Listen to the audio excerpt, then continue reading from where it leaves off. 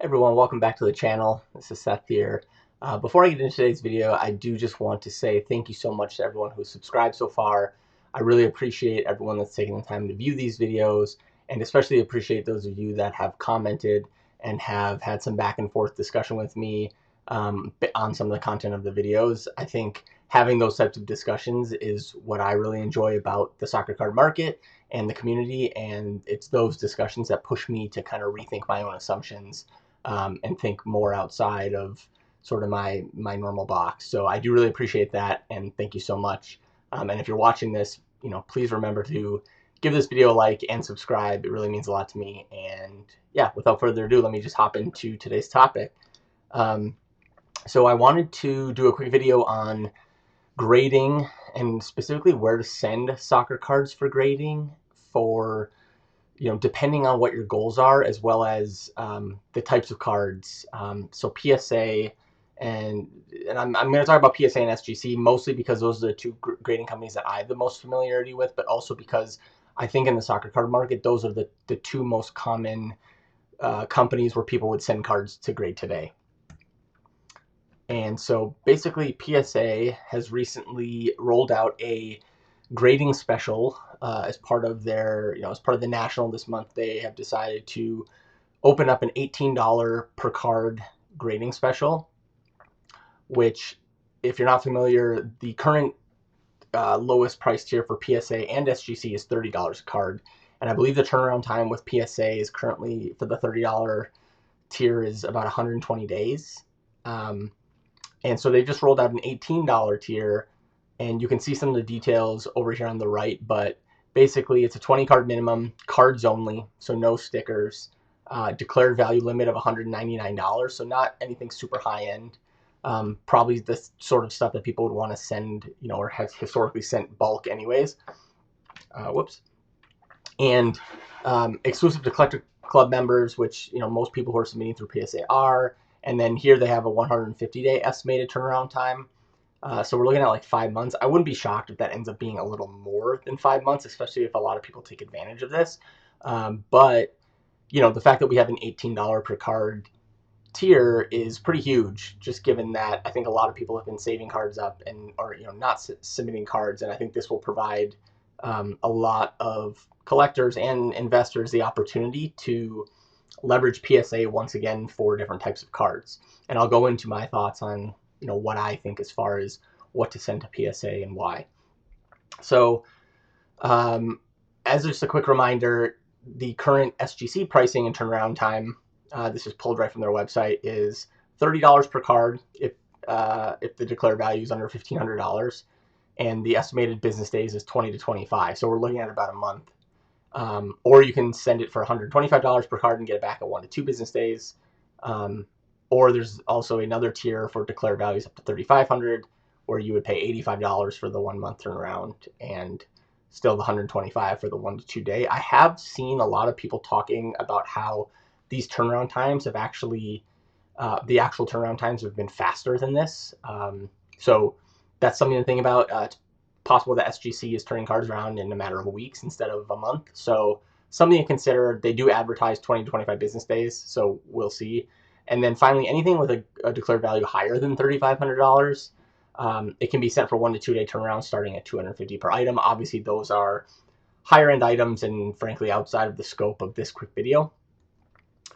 So I wanted to kind of talk through grading considerations for PSA and SGC, looking at through two different lenses. The first I'm going to talk about is by time horizon. So this is how fast you want the cards back, or what your goals are in terms of short-term value creation and selling versus long-term holding, etc. So I basically have this 2x2 table here where PSA and SGC, and then short-term and long-term. So I'll kind of go box by box and sort of talk through my thought process and sort of why I think different companies serve the purpose. So for short-term, I think PSA is for the most part out of the question. And I say this because they don't really offer a short-term service. Now, you could send something in for Express or Super Express, but normally those would be reserved for higher dollar value cards. And what I'm trying to think through in this video is more just normal cards that people would be buying and selling and trying to flip, or buying for their PC and holding.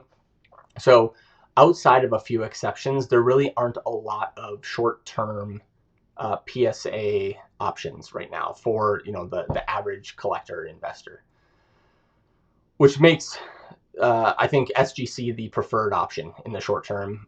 For $30, you can get your cards back in a month or less, and that gives you the ability to flip them or sell them, or kind of keep your cash flow moving.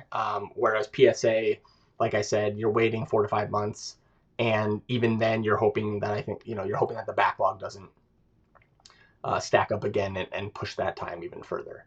Now, obviously, the flip side of that is on the long term, I think PSA is likely the preferred company for a number of reasons. One being that just the value between PSA and SGC on the market, PSA is higher, right? You're getting more bang for your buck. You're getting more ROI in a PSA slab versus SGC, at least thus far to date.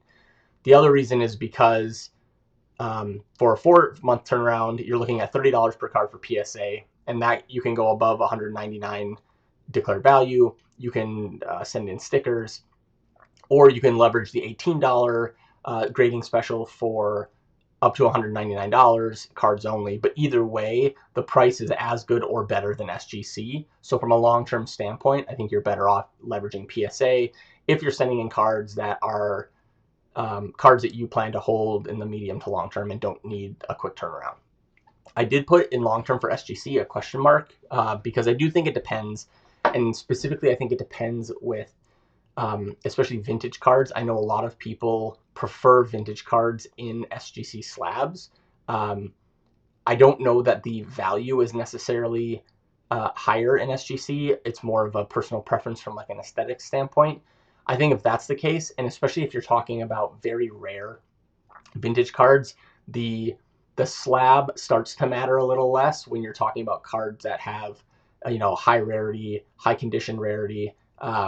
You don't, it's more of a personal preference on what slab you hold in, especially if it's part of your PC or part of the cards that you're holding long term and not necessarily looking to sell, because then the ROI or the market value of the slab means a bit less to you. So another way I wanted to look at the grading considerations is by era. So there's a lot of nuance here, but I wanted to kind of talk through some of my thoughts because this is how I'm actually thinking about what to send and where. So I think starting in the first box, so PSA, like what modern, ultra modern cards am I sending to PSA? So obviously anything that's PC, anything that I want to hold, longer term, that I don't need. I don't care if I get it back in a month or 4 months because I'm planning to hold it longer than that. So a good example of this would be so this is a Mohamed Salah Topps Chrome 2021. This is the gold lava. And so it's a shorter print card of one of my favorite players. And I'm sending it into PSA on the $18 service because it's declared value of less than $199. It's a card that I plan to hold long term, and I'm not looking to necessarily flip it right away. And I plan to I plan to hold that, and so I think that's a good candidate for that.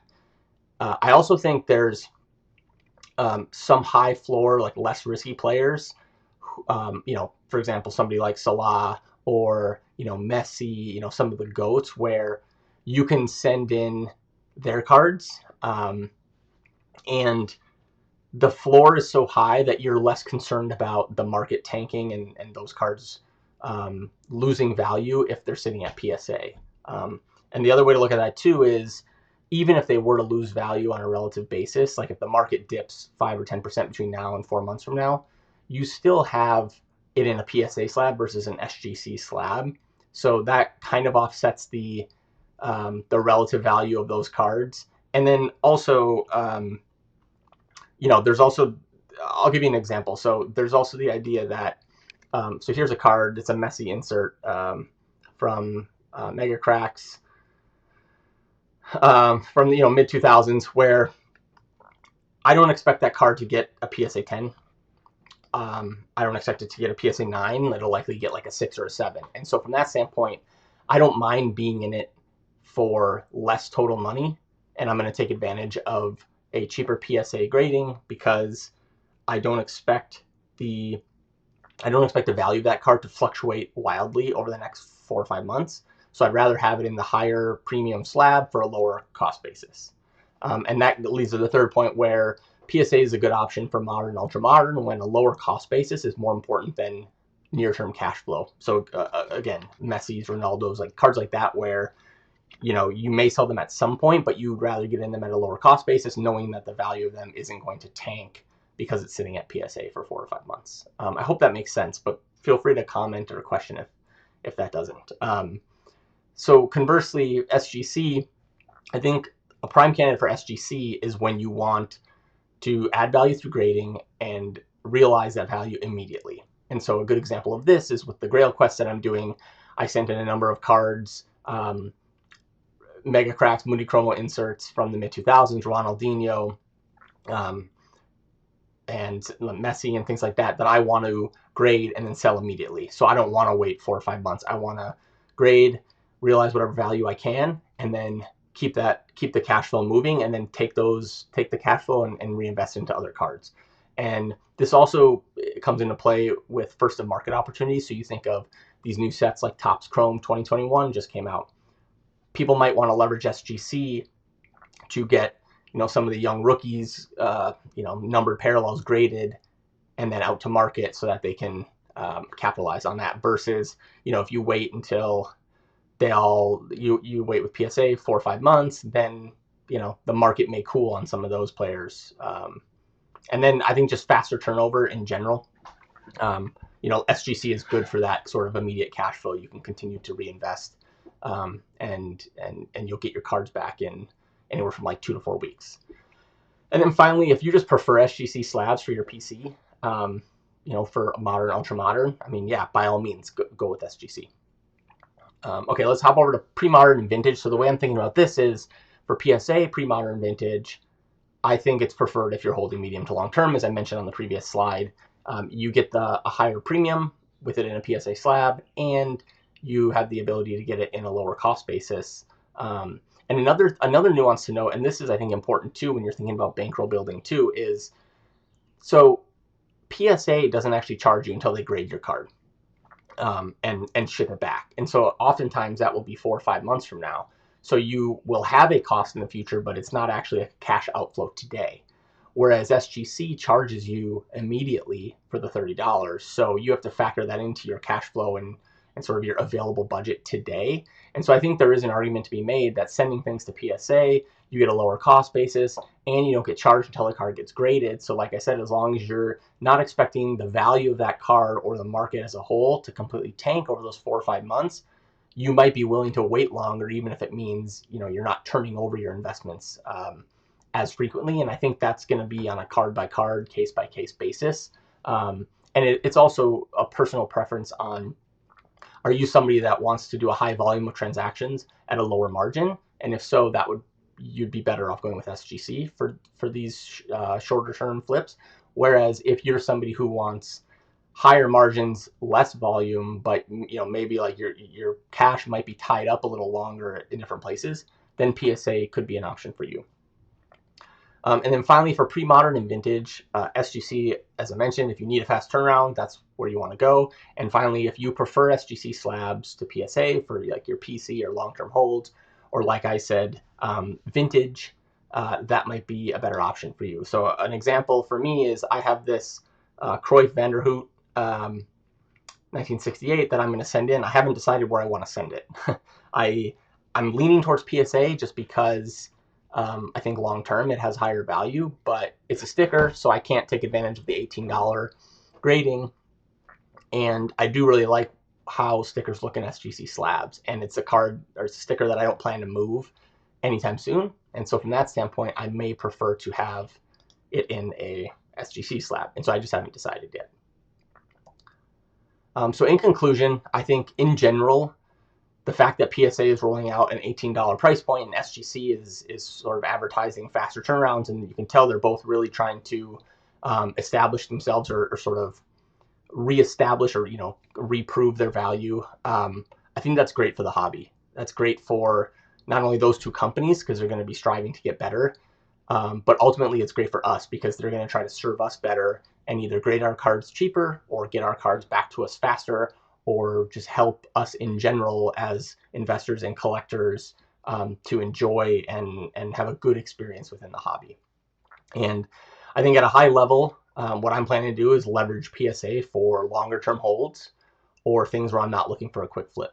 And I think these are anything vintage that I plan to hold, pre-modern goats like the Messi insert that I showed you, where there's no sense of urgency and I'm not worried about the card tanking, and it's not something that I'm looking to just sell immediately anyways. Or any other cards where you actually think the value will appreciate or at least not, depreciate in the near term. I mean, I would say the biggest risk of something that could depreciate in value sitting at PSA versus just getting a quick grade with SGC is like an ultra modern rookie that was in one of the newly released sets. Like that might be something you want to get graded and get out the door if it's something that you're not planning to hold long term. And then finally, PC cards that you want in a PSA slab, obviously, you should send them to PSA. Conversely, for SGC, quick turnaround. I mentioned they advertise 20-25 business days. Could be faster than that, which is great if you're somebody who wants to keep cash moving and reinvesting. And really anything where you're trying to grade and realize immediate value, I think SGC is the way to go, knowing that your profit margins will be lower, but the fact that you'll be able to move that money faster can allow you to build more profit faster if you're investing in the right cards. And then finally, PC cards that you prefer to have in an SGC slab, you should send an SGC. So that's pretty much it. I wanted to just kind of touch on my thought process there and provide some insights into how I'm thinking about grading. Like I said, I think it's a great thing for the hobby that we have these different options. And now it's trying to figure like, okay, what am I sending to PSA? What am I sending to SGC? And how does that impact both my collecting and investing sides of the hobby for me? So would love to hear your thoughts. What are you doing? What are you sending to PSA? What do you think about the new grading tiers that PSA is rolling out? And how are you approaching grading in general? Leave a comment below. And thanks again for watching the video. Talk to you later.